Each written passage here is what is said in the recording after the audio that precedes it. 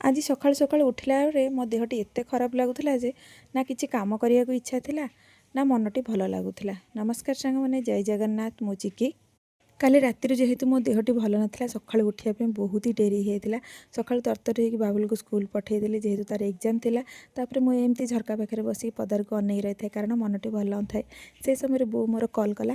ଯେହେତୁ ଆଜି ଘାଣ୍ଟ ଥିଲା, ପଚାରିଲା ଘାଣ୍ଟ କରୁଛୁ ନା ନାହିଁ। ମୁଁ କହିଲି ନା, ମୁଁ ଘାଣ୍ଟ ଆଜି କରୁନି, ଆମ ଘରେ ଆଜି ପୋସ୍ତ ବାଇଗଣର ତରକାରୀ ହେଉଛି। ସେ ବାପାଙ୍କ ହାତରେ ଘାଣ୍ଟ ପଠାଇଥିଲା। ମୋତେ କହିଥିଲା ଜଗିଥିବୁ, ଜମା ଭାତ ଖାଇନଥିବୁ, ବାପା ଘାଣ୍ଟ ନେଇକି ଯାଉଛନ୍ତି।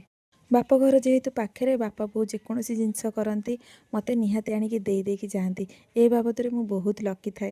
ଜୀବନରେ ବହୁତ କଷ୍ଟ କରିଛନ୍ତି ମୋ ବାପା ବୋଉ ଆମ 4 ଭାଇ ଭଉଣୀଙ୍କ ପାଇଁ। ସେ ତୁଳନାରେ ଆଜି ପର୍ଯ୍ୟନ୍ତ ଆମେ ତାଙ୍କ ପାଇଁ କିଛି ବି କରିପାରିନୁ। ବୋଉର ଘାଣ୍ଟ ଦେଖିକି ତ ମନ ଖୁସି ହେଇଗଲା। ତରତର ହେଇକି ଟିକେ ବାଡ଼ି ଦେଲି, ଭାତ ପେଟେ ଖାଇଦେବି ବୋଲି। ଦେଖିଲେ କେତେ ସୁନ୍ଦର ଘାଣ୍ଟ ହେଇଛି ନା ନାହିଁ ସାଙ୍ଗମାନେ। ବାପା ମାଆଙ୍କ ଭଳିଆ ଦୁନିଆରେ କେହି ବି ଏମିତି ନାହାନ୍ତି, କେହି ହେଇପାରିବେନି। କ'ଣ ସତ କହି